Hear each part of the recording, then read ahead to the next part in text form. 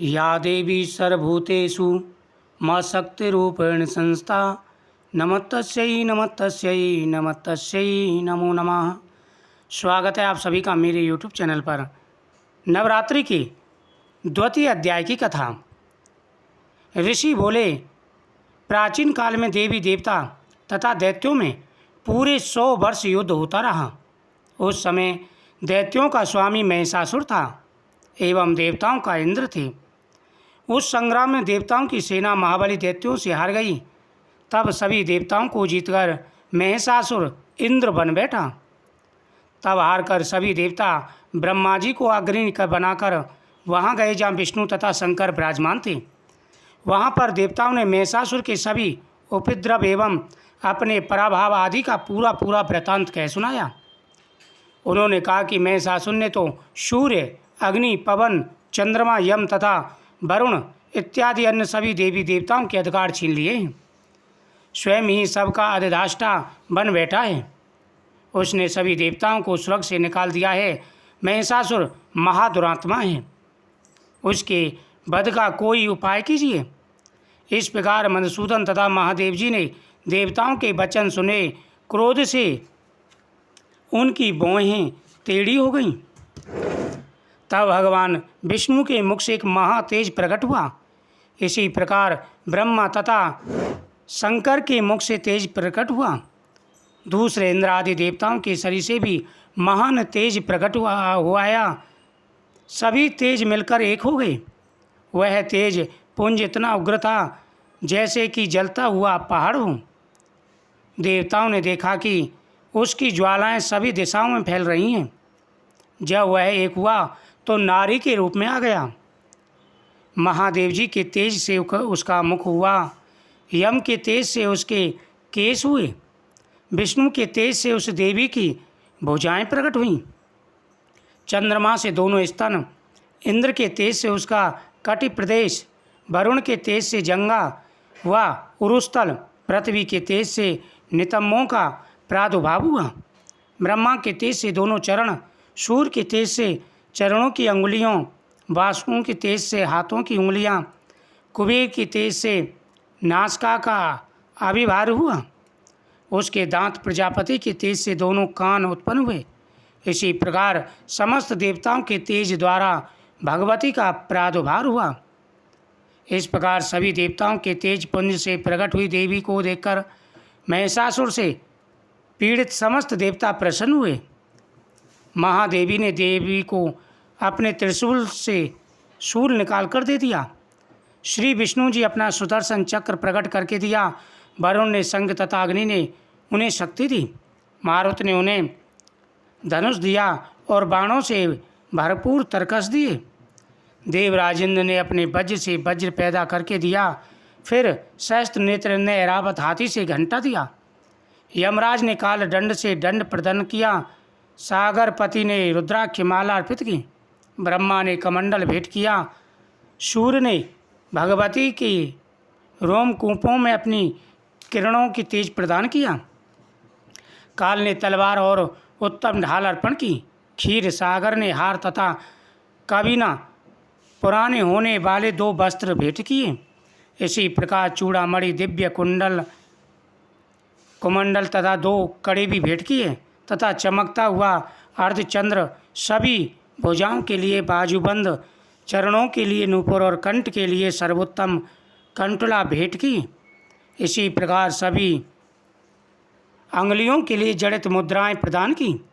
विश्वकर्मा ने निर्मल परशु भेंट किया और उनके रूपों वाले अस्त्र, अभेद कवच, मस्तक तथा गले में धारण करने के योग्य कबीना कुमलाने वाली कमलों की माला दी। जलधि ने उसे बहुत सुंदर कमल दिया।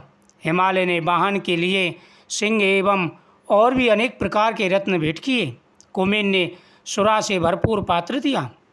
सभी नागों के स्वामी एवं सारे देवताओं ने भी भूषण एवं आयुधों के द्वारा देवी का सत्कार किया। तत्पश्चात भगवती ने अट्टास करके ऊंचे स्वर से गर्जना की। इधर देवताओं के शत्रुओं ने सारी त्रिलोकी को क्षोभग्रस्त देखा। तब तो वे अपनी सेना को कवच आदि से तैयार कराकर अस्त्र शस्त्र लेकर झट उठ खड़े हुए। महिषासुर क्रोध में आकर बोला, अरे यह क्या हो रहा है। इतना कहकर सभी दैत्यों के साथ घेरकर उस सिंहनाद की ओर भागा। वहां जाकर उसने तीनों लोगों को अपने तेज से प्रकाशित करती देवी को देखा। उस देवी के चरणों के भार से पृथ्वी दबी जा रही थी। माथे के किरीट मुकुट से आकाश पर रेखाएं पड़ती जा रही थीं। उनके धनुष की टंकार से सातों पाताल खूब ग्रस्त थे। हजारों भुजाओं से भी सभी दिशाओं को ढककर देवी खड़ी हुई थी। देवी का तेज देखकर सारे राक्षस भयभीत हो गए। महिषासुर का सेनापति उस समय चिक्षुर नाम का एक दैत्य था। देवी जी के साथ उसी का युद्ध होने लगा। इसी प्रकार अन्य दैत्यों को तथा चतुरंगी सेना को साथ लेकर चामर भी युद्ध होने लगा। 8000 रथियों को साथ लेकर उद्ग्रग महादैत्य भी युद्ध में प्रवृत्त हो गया। महाहनु दैत्य 5 करोड़ रथियों के साथ युद्ध में आ गया। 60 लाख रथियों से आवृत वास्कल दैत्य युद्ध में उतर गया। पारिवारिक दैत्य हाथी एवं घोड़ों के अनेकों सवारों के समूह से घिरा हुआ रथियों को साथ लाकर देवी जी के समक्ष युद्ध करने लगा। उस रंगांगन में स्वयं महिषासुर भी रथों, हाथियों एवं अश्वों की सेनाओं से घिरा हुआ खड़ा था। तोमर, भिंदीपाल, शक्ति, मूसल, परशु, पटिष्ठ, खड़क आदि अस्त्रों से युद्ध में देवी जी की समक्ष युद्ध करने लगा। कुछ दैत्यों ने देवी पर शक्तियाँ छोड़ी एवं दूसरों ने पास फेंके। तब चंडिका देवी ने अस्त्र शस्त्रों की वर्षा करके उन्हें तोड़ डाला। इधर देवी का वाहन सिंह भी क्रोध में आ गया। अपने गर्दन के बाल हिलाता हुआ दैत्य की सेना पर इस प्रकार घूमने लगा जैसे वन में अग्नि फैलती जा रही हो। उस युद्ध भूमि में युद्ध करती हुई अम्बिका ने जितने श्वास छोड़े वे ही झटपट सैकड़ों हजारों गढ़ों के रूप में प्रकट हो गए। गढ़ों ने खड़ग, भिंगीपाल, परशु